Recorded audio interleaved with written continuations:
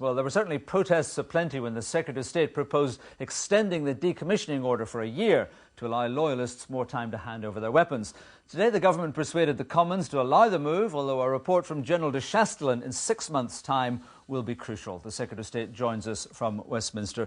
Mr Woodward, Eddie McGrady says that you've given the loyalists a free pass for a year to continue their reign of terror. How do you defend yourself against that accusation? Well, Eddie is a man I respect a great deal, but he is simply wrong on this. What I've done is to ensure that, as well as the means which the police have right now to go and collect any weapons, to remove those weapons from the streets, regardless of the circumstances, in addition to that, what I'm trying to do is base my request for another year on the advice of the International Commission, that they be given the opportunity to get weapons off the streets that we think at the moment the police wouldn't be able to find. But I want to be absolutely clear about this, Noel. This is not instead of the police having the opportunity to go and pick up these weapons, which are, of course, illegal.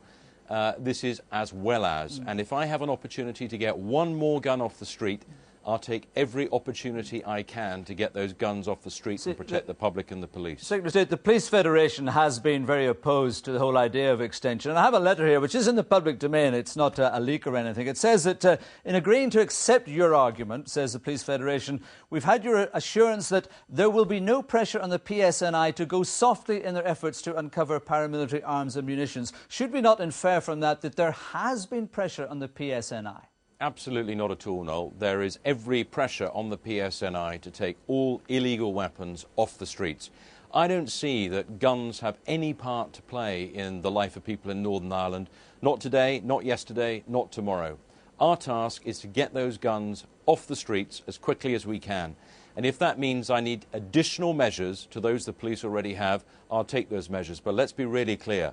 Hugh Ward has never been soft on dealing with any kind of paramilitary activity, and he's under absolutely clear instructions from the policing board and everybody else to get on with dealing with crime, because at the end of the day, if you've got a gun, you shouldn't have one, it's a crime, and we'll proceed on that basis. Peter Hain, your predecessor, said in 2005 that there would be a ruthless security clampdown. That's 4 years ago. People are saying we've heard this last chance saloon many times before.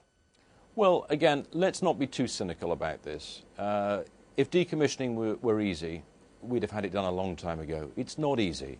If dealing with violence were easy, we would never have had the troubles and nearly 3,500 people lose their lives in the course of these troubles.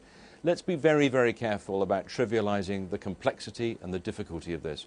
A crime is a crime.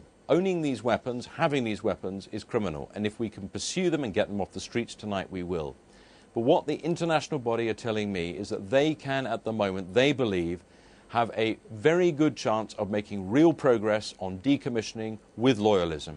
What I'm intent on doing is giving them that opportunity. And let's not forget, Noel, that they were extremely successful in bringing about decommissioning from PIRA. It took a number of years, but they were very, very successful. If that body is telling me now that they believe they can make meaningful progress on this, I think I would be a foolish Secretary of State to simply say, I ignore your advice, I won't take it. Yeah. I would rather have the short-term rhetoric. Yeah. Dawn Purvis with the PUP says she's aware of talks with the Red Hand Commando and the UVF. Can you tell us if this meaningful progress is with all branches of loyalism, UDA included? Other people can choose to make comments about anybody they want to. What I will simply tell you is that I'm told by the Commission that they are in meaningful dialogue, and it would be entirely inappropriate for me to take this any further than simply to say to you, I respect the independence of the international body. It's right that we allow them their independence. Yeah. I have my other sources where I'm able to learn from the security services and others about what progress may or may not be going on, but it would be entirely inappropriate for me to share that on this programme. All right. What happens if, I mean, the LVF decommissioned a couple of old blunderbusses 12 years ago. What happens if they begin in a very small way within the 6 months? Does that mean they have another 10 years to decommission? No, I've been absolutely clear about this. This is the last year. What has to happen within the next 6 months is there has to be meaningful progress.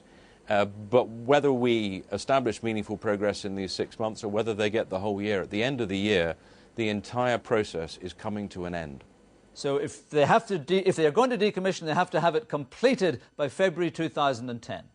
If they wish to use the law and the way that we've established with the international body, there is only one way they can do it, and it has to be done within the next 12 months. Otherwise, it's over. And if they don't do it, you'll pursue them with the ruthless security clampdown that was promised 4 years ago.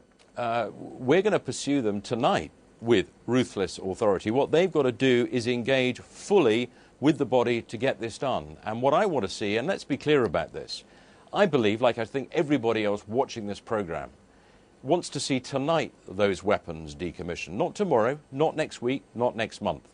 But I'm advised by the body that it would be helpful to achieve that if they have one remaining period of 12 months. I'm prepared to work with that body because the international decommission has been so successful in the past. But so, let's be clear. Yeah. The responsible person out there today should actually get those weapons off the streets tonight. Okay. They don't do anything to further the political process, the peace process. They simply allow criminals to function. Let's bring that to an end.